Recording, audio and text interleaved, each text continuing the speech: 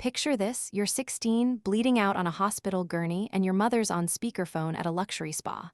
The doctor begs for consent to save your life. Her response, "If she doesn't make it, just call me later. We're in the middle of a treatment." My little sister laughed, snapped a photo of my broken body, and captioned it, "Finally some peace." I'm Serenity Carver, and I'm 21 now. 18 days after that crash, I woke up to discover my mother was no longer my legal guardian. Someone else had taken her place, and that person changed everything. If you've ever watched the people who should love you most turn away the moment you needed them desperately, drop "I've seen it" in the comments. Hit subscribe, because what happens next will blow your mind. Let me take you back to where it all began. I grew up outside Charleston in a big white house on James Island. My dad died from leukemia when I was 6. One week we were riding bikes together, the next he was gone. After we buried him, only one person kept showing up every weekend: my grandfather, Clarence Brooks. Everyone knew him as the former police chief who swapped his badge for a fishing rod. He'd arrive in his beat-up Ford, bringing shrimp and grits from Shem Creek, letting me ride shotgun while he told stories about chasing criminals down back roads. To me, he wasn't just Grandpa Clarence. He was simply Grandpa, the one adult who never disappeared. My mom, Harmony Carver, mourned for about a year. Then she met Colin Reed at a charity event downtown. Colin owned construction companies and drove a black Range Rover that always smelled expensive. 2 years later, they married on the beach. 9 months after that, my sister Haven arrived, loud, instantly adored. Suddenly, our house transformed. A nursery appeared, a nanny moved in, new rules took over. My bedroom got relocated to the back corner above the garage so Haven could claim the bigger room with the balcony. My soccer trophies vanished into storage. Mom started calling me my older daughter instead of using my actual name, like I was background decoration in someone else's photograph. By 14, I'd become invisible. Colin paid for everything but never acknowledged me unless I blocked his path. Haven got designer clothes every season. I received hand-me-down uniforms from a private school I didn't even attend. The only place I felt genuinely wanted was Grandpa's small brick house in West, 20 minutes over the bridge. He kept my old bike in his garage, stocked popsicles in the freezer, and never questioned why I spent every available weekend there. Easter weekend at 16 was supposed to feel different. Grandpa hosted his annual cookout, 3 long tables beneath the live oaks, low country boil, deviled eggs, sweet tea in mason jars. Cousins I hadn't seen in years flew in. Music filled the air, kids ran wild, charcoal smoke drifted everywhere. I wore the pale yellow sundress Grandpa bought me because he said it matched my eyes. For a few magical hours, everything felt like the old days, like maybe I still belonged. Then I overheard Mom on her phone near the dessert table. She was laughing, telling someone about the mother-daughter spa day she'd booked with Haven for the next morning. Facials, massages, the works. After that, the 3 of them were flying to the Bahamas for spring break, her, Colin, and Haven. My name never came up. I stood there gripping a plate of banana pudding, feeling it grow cold. I told Grandpa I had a headache and needed to leave. He sensed something was wrong, tried to stop me, but I just wanted out. He handed me keys to the 1998 Jeep Wrangler we'd bought together with my lifeguard money. "Drive careful, baby girl. Text when you arrive," I promised. Darkness was falling when I merged onto I-26 westbound. A spring storm rolled in fast like they do in the low country. The sky turned green, rain pounded down in sheets. My windshield wipers fought a losing battle. Traffic crawled. I blasted the radio to stay awake, some old country song Grandpa loved. Headlights blurred into streaks of color. I never saw the tractor-trailer until impact. The driver hydroplaned, jackknifed across 3 lanes, and slammed into my driver's side doing at least 60. Metal screamed. Glass shattered. The world flipped twice, my roof caving in before sliding upside down against the median. I remember the digging into my shoulder, blood in my mouth, sudden silence after chaos, then nothing. Somewhere distant, sirens wailed toward me. The emergency room at MUSC was absolute chaos. Doctors shouted codes. Monitors shrieked. Someone kept yelling for more O-negative blood. They rushed me straight into Trauma Bay 1. My clothes were sliced off in seconds. Needles pierced both arms, tubes went down my throat. A surgeon in blood-spattered scrubs leaned over me. My pelvis was shattered, spleen ruptured, bleeding inside my skull. I had less than an hour before irreversible damage. They needed parental consent to operate immediately. A nurse with kind eyes grabbed my phone, found Mom's contact, and hit FaceTime. The call connected on the third ring. I heard spa music, the low hum of massage chairs. My mother's face appeared, sheet mask still on, cucumber slices covering her eyes. Haven sprawled on the table beside her, earbuds in, scrolling tick. "Mrs. Reed, this is nurse at MUSC Trauma," the nurse said, angling the camera so Harmony could see my blood-covered face and the ventilator tube. "Your daughter's been in a severe accident. She has life-threatening injuries requiring immediate surgery. We need verbal consent now, or she may not survive the next hour." Harmony peeled off one cucumber slice and squinted at the screen. Haven pulled out an earbud and leaned over. The doctor stepped closer. "Ma'am, we're looking at multiple fractures, internal bleeding, possible brain swelling. We must operate immediately." Harmony sighed like someone had asked her to move her car. "If she doesn't make it, just call me when it's over," she said flatly. "We're in the middle of a treatment, and I'm not driving downtown to sign papers." Haven let out a sharp laugh, covered her mouth, then snapped a screenshot of my battered face. I watched her thumbs fly across the screen. Later, I learned the caption she sent her group chat: "Finally some peace." The nurse's hand trembled holding the phone. A doctor behind her muttered, "Jesus Christ." Someone whispered, "Get that recorded." The nurse tried again. "Ma'am, this is a legal requirement for a minor." "I heard you," Harmony interrupted. "Call my father, Clarence Brooks, he'll handle it. We paid for a full day here." She ended the call. The trauma team stared at the blank screen. One resident looked ready to throw the phone. They scrolled to the next emergency contact, Grandpa. His old Ford was already on the road when the hospital reached him. He'd been on his porch cleaning shrimp for tomorrow's supper. The second he heard "serenity" and "critical," he dropped everything and floored it across the river bridge, still wearing rubber boots and a fish blood-stained apron. Rain hammered his windshield. Lightning split the sky. He made the 25-minute drive in 16. He burst through the ER doors soaked completely, his badge from 30 years ago still clipped to his belt out of habit. The charge nurse saw the retired chief and waved him straight through. He signed every consent form they thrust at him without reading a single line, his hand shaking so hard the pen scratched paper. They let him into the bay long enough to see me, tubes everywhere, face swollen beyond recognition. He leaned close to my ear and whispered what he used to say when I had nightmares as a little kid. "I've got you, baby girl. Grandpa's right here." Then they rushed me to surgery. He pulled a metal chair to the glass wall outside the operating room and sat. He didn't move for 9 hours, not when nurses offered coffee, not when the waiting room emptied, not when the storm knocked out power for 12 minutes. When they finally wheeled me to ICU just before dawn, he followed the bed, still holding the hand that had gone limp hours earlier. The next 18 days became the longest of Grandpa's life. ICU smelled like antiseptic and fear. Machines hissed and beeped in a rhythm that reminded everyone how fragile life was. Grandpa claimed the vinyl recliner beside my bed and refused to leave. Nurses tried sending him home the first night. He showed them the old badge still in his wallet and said, "I'm not going anywhere." After that, nobody argued. He slept in 30-minute bursts, head tipped back, mouth open, boots still on. When he woke, he talked to me constantly, voice low so monitors wouldn't drown him out. He told me about the night I was born, how he held me first because Mom was too exhausted. He retold the story of the summer I was 8, when we caught a 5-foot shark off Folly Beach Pier, how I screamed until he let me reel it in myself.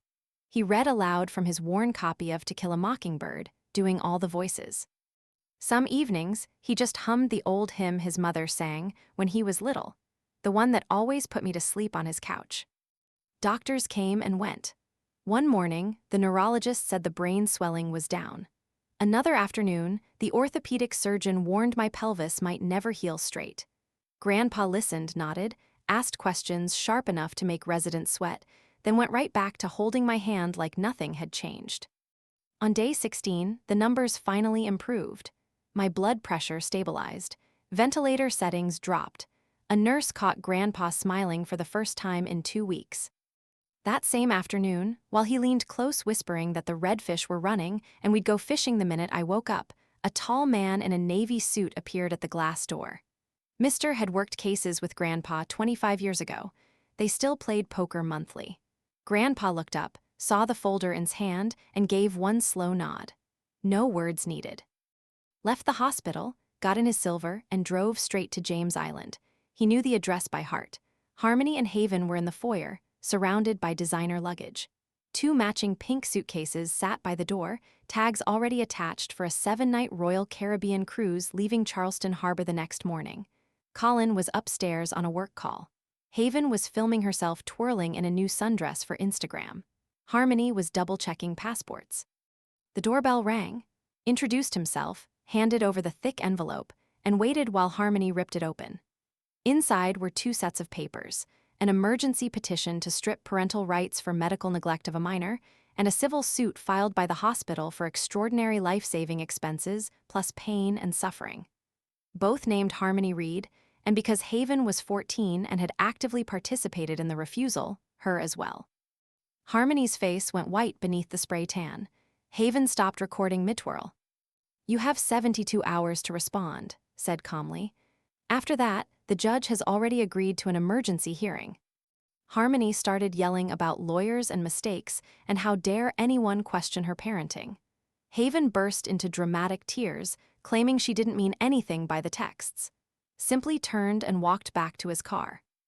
Inside the house, Harmony slid down the wall, clutching the papers, mascara running black rivers down her cheeks. Haven kept screaming that this would ruin her spring break. Colin came downstairs, took one look at the documents, and went pale. Back at the hospital, Grandpa never mentioned the visitor. He just kept holding my hand, humming that same old hymn, waiting for the day my eyes would open.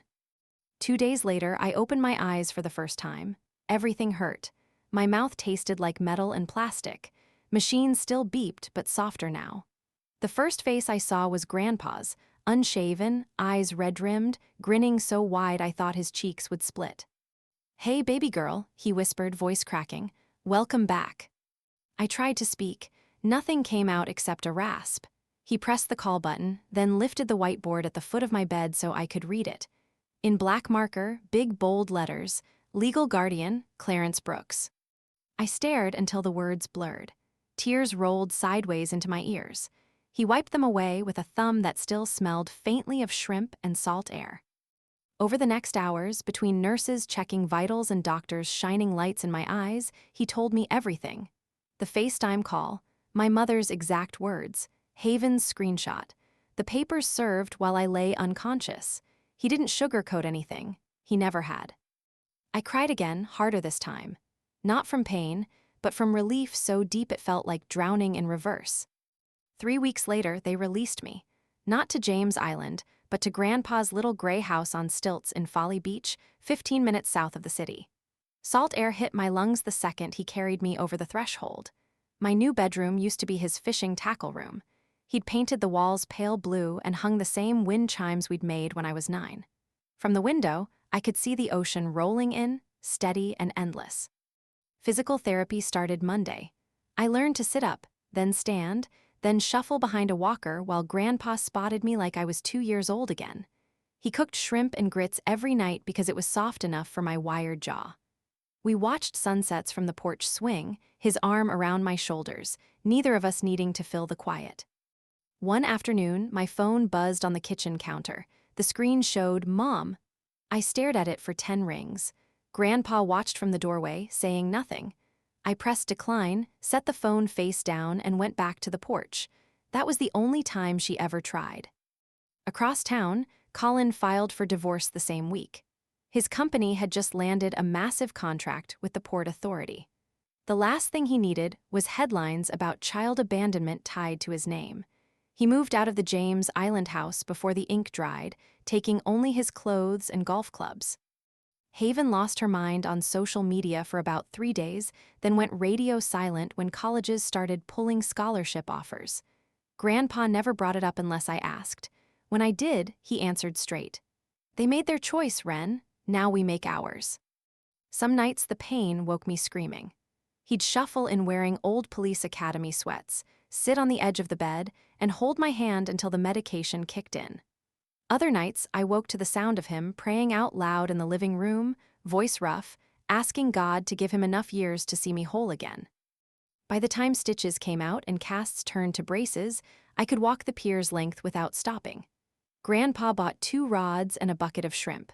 We sat at the end where the water turns deep green, lines in the water, not catching much but not caring. The sun burned the last of the hospital smell off my skin. I looked out at the horizon one evening, wind whipping my hair across my face, and realized I wasn't waiting for anything anymore. No apology, no explanation, no second chance I never wanted to give. The ocean just kept moving, same as always. A couple months later, the preliminary hearing day arrived. The courthouse on Broad Street smelled like old wood and floor wax. I walked in on crutches, Grandpa on one side on the other. My mother sat at the defendant's table in a navy suit 2 sizes too big now, eyes puffy, no makeup. Haven slouched beside her in a private school blazer, staring at the floor. The judge was a woman with steel gray hair and 0 patience. She adjusted her glasses and told the bailiff to roll the recording. The FaceTime call played on the big screen, my broken body on the gurney, the spa music in the background, my mother's voice, clear and cold. "If she doesn't make it, just call me when it's over." Haven's laugh, the screenshot of my bloody face with her caption underneath. The courtroom went dead silent. A juror in the back actually gasped, laid phone records on the bench next. Haven had forwarded the photo to 7 different group chats within 4 minutes. One message read, "One less person stealing my spring break." The judge's pen stopped moving. She looked at my mother for a long, hard moment. "Mrs. Reed," she said, voice like ice, "in 23 years on this bench, I have never heard a parent speak about their child this way while that child was fighting for her life. Temporary full custody is immediately transferred to Clarence Brooks, effective today. We'll see you back here for the permanent hearing." She banged the gavel so hard the sound echoed off marble. 3 days later, Harmony was fired from her job at the South Carolina State Credit Union. Background checks are mandatory for anyone handling federal funds. Medical neglect of a minor is an automatic. Security escorted her out with a cardboard box. Haven's full-ride academic scholarship to the College of Charleston got revoked the same week. The admissions board cited conduct incompatible with institutional values. Suddenly, the private high school that once worshipped her started whispering behind her back. Within a month, the James Island house went into foreclosure. Colin's name was already off the deed. He'd signed everything over to protect his assets. Mother and daughter moved into a 2-bedroom apartment off Savannah Highway, the kind with peeling paint and a broken elevator. Haven lost her car. Harmony took a night job stocking shelves at a grocery store to cover rent. Meanwhile, I started real therapy. Twice weekly, a van picked me up for outpatient physical rehab at MUSC. I learned to climb stairs again, balance on a ball, trust my own legs. Grandpa drove me every single time, waited in the lobby reading the same 3 fishing magazines until I came out sweating and shaking. On Thursdays, I saw a trauma counselor named Doctor. We sat in a small office that smelled like lavender and talked about nightmares, about rage, about the day I realized I never wanted to hear my mother's voice again. Grandpa waited in the truck, windows down, country station low, never once complaining about the heat. Some afternoons when the pain in my hips got too loud, I'd sit on the back deck and throw bread pieces to the gulls. Grandpa would join me with 2 sweet teas and we'd watch the tide go out. He never tried to fix my anger. He just let me feel it. By summer's end, I could ditch the crutches for a cane, then the cane for nothing at all. I still walked with a slight limp, but the doctor said most of it would fade by my 18th birthday. One evening, I made it all the way to Folly Pier's End and back without stopping. Grandpa met me halfway, carrying a blanket and flashlight even though the sun hadn't set yet. We sat on the sand, shoes off, letting waves lick our toes. I leaned my head on his shoulder. "Thank you for staying," I said. He kissed the top of my head. "Nowhere else I'd rather be, baby girl." 7 months after the crash, the final trial day came. I walked into the courtroom without crutches, cane, or limp. The scar on my forehead was still pink, but my head was high. Grandpa sat right behind me in his Sunday suit, the one he wore to my dad's funeral. Harmony looked smaller than I remembered, hair pulled back tight, clutching a tissue she never used. Haven stared straight ahead, arms crossed so hard her knuckles went white. called me to the stand first. I swore in, sat down, and looked the judge in the eye. "Tell the court how it felt," he said, "knowing your mother refused to come while you were dying." I took a breath. The room waited. "It felt like the last piece of me that still believed I mattered just died on that table," I said. My voice didn't shake. I learned in one sentence that I was disposable, and the person who said it was the same woman who used to read me bedtime stories. I told them about waking up to Grandpa's name on the Guardian line, about the single missed call I never returned, about every night I fell asleep listening to the ocean instead of wondering why I wasn't enough. Harmony's lawyer tried to paint her as stressed, overwhelmed, a victim of circumstance. He brought up her job loss, the foreclosure, the divorce. I didn't look at her once. When he finished, the judge asked if I had anything else to say. "Yes, Your Honor," I answered. "I don't want her money. I don't want her apologies. I just want this to be over. I already have a family." The judge didn't need long. She returned 20 minutes later. Permanent termination of parental rights for Harmony Reed, effective immediately. Civil judgment in favor of the plaintiff and the hospital, $480,000. The James Island property will be sold at auction to satisfy the lien. Mr. Clarence Brooks is granted full legal adoption. This case is closed. The gavel cracked like a starting gun. Outside in the hallway, reporters shouted questions. I ignored them all, took Grandpa's arm, and walked into the October sunshine. 3 weeks later, the bank padlocked the big white house. A moving truck came for what little Harmony and Haven decided to keep. They loaded boxes into an old sedan and drove north on I-26, headed somewhere cheaper, somewhere nobody knew their names. I never asked where. That same month, the adoption papers arrived in the mail. I signed Serenity Brooks for the first time and cried harder than the day I woke from the coma. Grandpa framed the certificate above the fireplace, right next to my dad's old service photo. I started my senior year at an alternative school 10 minutes from Folly Beach. Small classes, teachers who actually cared, no one who knew the story unless I told them. I made the honor roll every quarter and got accepted early decision to the College of Charleston, close enough to come home every night if I wanted. Graduation day came warm and windy. I wore the pale blue cap and gown, same color as the bedroom walls Grandpa painted for me. When they called my name, the entire senior class stood up and cheered, because by then everyone knew who had carried me through. Grandpa waited at the bottom of the steps in his dress uniform, medals polished, eyes shining. I ran to him, threw my arms around his neck, and let him lift me off the ground like I still weighed nothing. 5 years have passed since that Easter Sunday. I'm 21 now, diploma in psychology on the wall, working as a family trauma counselor at a nonprofit just over the bridge in Mount Pleasant. Every day I sit across from teenagers who believe no one will ever choose them, and I get to tell them they're wrong because someone chose me when the people who were supposed to love me most walked away without looking back. Grandpa turned 77 last month.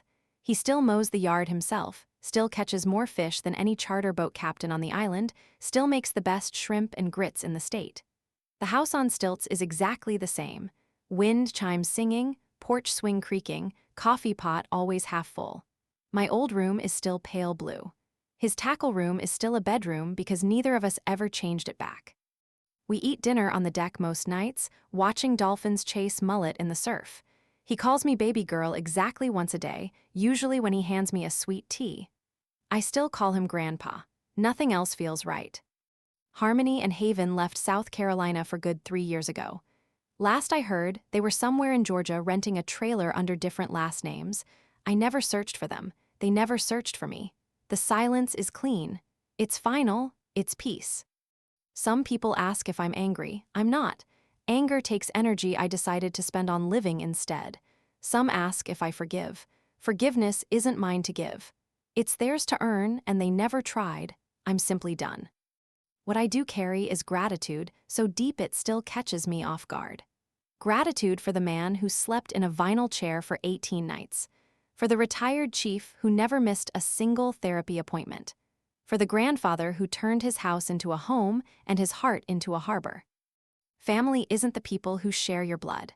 Family is the person who stays when your blood runs cold on an operating table. Family is the one who signs the papers, holds your hand, and never once makes you feel like a burden. If you're watching this and you're scared you don't have that person, look harder. They're out there. Sometimes they're the grandparent you didn't expect to need. Sometimes they're the friend, the teacher, the neighbor who refuses to leave.